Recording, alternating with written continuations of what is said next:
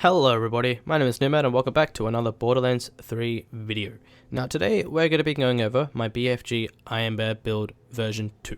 Now, I'm sure you guys know that I posted my BFG Iron Bear version 1 build quite a while back before we've had level cap increases and some DLCs that gave us some shiny new toys to play with. But since then, we now have DLC 4 and we now have a level 65 max cap. So yeah, I thought this would be a great build to start off with because, you know, we all love Iron Bear, right? So yeah, in this build, we're going to be going over what's changed between version 1 and version 2, where to put those extra skill points, and what sort of new gear you guys can keep an eye out for. So yeah, that's going to be the point of this video. But before we get into it, I just want to let you guys know that I've been actually streaming on Twitch on Mondays, Wednesdays, and Fridays. So if you guys want to join in and, you know, just hang out and while I test out new builds, random weapons, and, you know, just join in with me and we can do some random takedowns together, I'll be putting the link to my Twitch channel in a pinned comment down below. So now that's out of the way, we'll get straight into the video. But before I do that, I will be talking over some DLC 4 spoilers, and more specifically some weapons that came out with this DLC. I mean gear, sorry, not weapons. But for the sake of avoiding spoilers, if you want to skip to the time that I post on the screen right now, I'm going to be speaking about non-DLC stuff from that point onwards. So yeah, if you have the DLC, keep watching from now. If you don't, skip to that time on the screen. And I'm just going to give you guys a couple of seconds to do that. And while I do that, I just want to let you guys know that if you do enjoy this video and find it useful, please consider subscribing. This is only the beginning of my Moze content I'll be putting out to cover DLC 4. So if you guys want to stay tuned for that, just get some general Moze information and builds, feel free to subscribe, as yeah, I'll be posting out more stuff very, very soon. So yeah, I think that's enough time for you guys to click away to that time slot if you want more spoilers. So yeah, we'll just get straight into it now. So we start off with the multivitamin plus ultra shield. Now this is a DLC 4 shield, drops some Dr. Benedict in the Benediction of Pain, and yeah, this shield is just the gold standard for Iron Bear builds going forward in my opinion. Not only does it already boost Moze's HP by 100% before health pots, so its passive ability is that, it also has a 25% chance to absorb bullets as ammo and also increase the action skill cooldown rate. So this shield is just absolutely perfect for Moze and an Iron Bear base build, which this build is focusing on. So yeah, with the anointment of the extra getting kills increases Iron Bear cooldown, you can see very quickly why this shield is incredible to use. With the extra health parts that you can potentially roll on this as well to get the multivitamin prefix, you'll be having close to 150% extra HP, which means all that extra HP will boost Iron Bear's armor. So at the end of the day, you're just getting an Iron Bear with an absolutely ridiculous level of armor. So aside from that, the other class mod that we'll be talking about is the Flare class mod. It also came out with DLC 4, and it drops from Evil Mordecai in Castle Crimson. And this shield is, this class one is a bit weird in the sense that I wouldn't suggest this for a fully fledged, full duration Iron Bear build. It does have its niche cases and can be built for different use cases, but I will be making a separate video where I break down each of the Iron Bear class mods, discuss their strengths and weaknesses, and where they shine the most, so stay tuned to the channel for that. But for this build specifically, I'm just going to be sitting on the Raging Bear class mod. As I said before in my previous videos, this is the gold standard for Iron Bear class mods, and it hasn't really changed since DLC 4.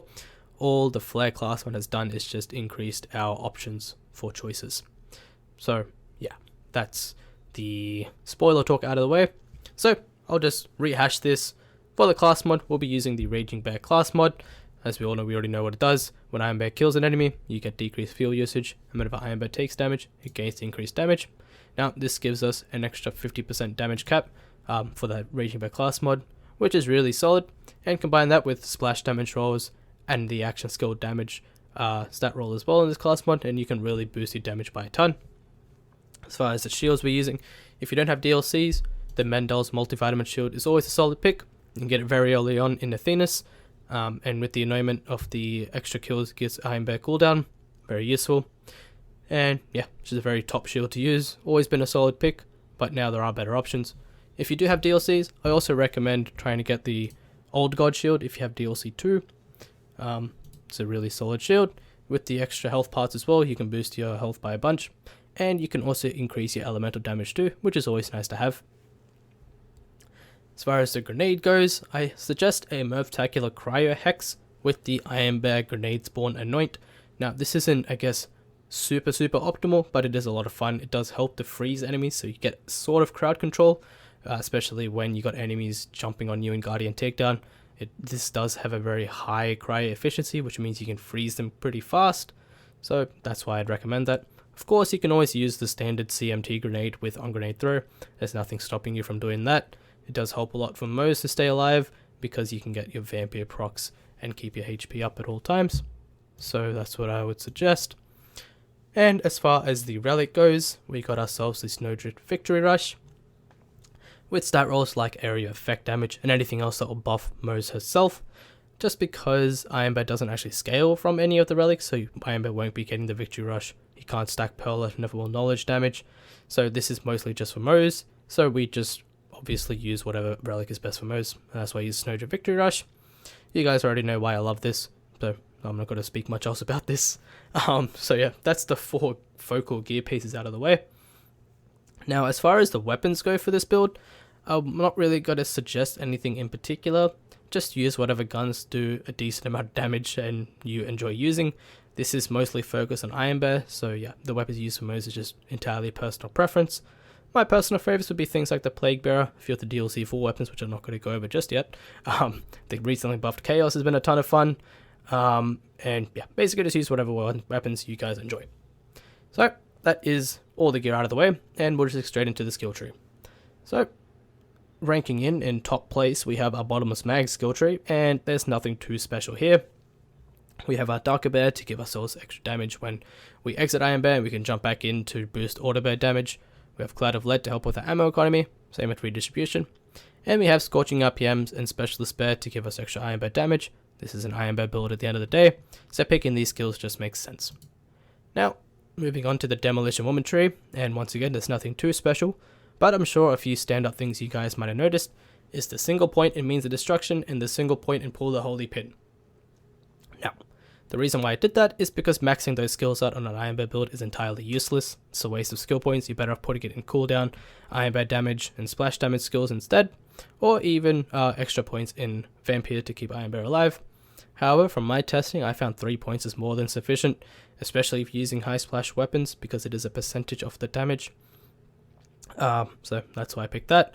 However, if you really want to, feel free to put more points into Pull the Holy Pin and Means of Destruction. At the end of the day, this is an Iron Bear build, so just if you do that, it's kind of wasted points, to be honest. Just put one in each. Having a single point in Pull the Holy Pin helps Moze proc redistribution, which gives her ammo regen and health regen, which is always nice, and Means of Destruction, a single point, gives us somewhat sustainable ammo and grenade regen. We have Auto Bear, obviously, just to keep our Iron Bear up as much as possible, and Auto Bear helps to draw aggro as well for Moze, so she can run away and wait for Iron Bear to come back on cooldown. And we have Short Fuse, because it's Short Fuse, it helps Moze stay alive, helps Moze do a ton of damage, while we're waiting for Iron Bear to come back off cooldown. And speaking of which, we have 5 points in Grizzled to do just that.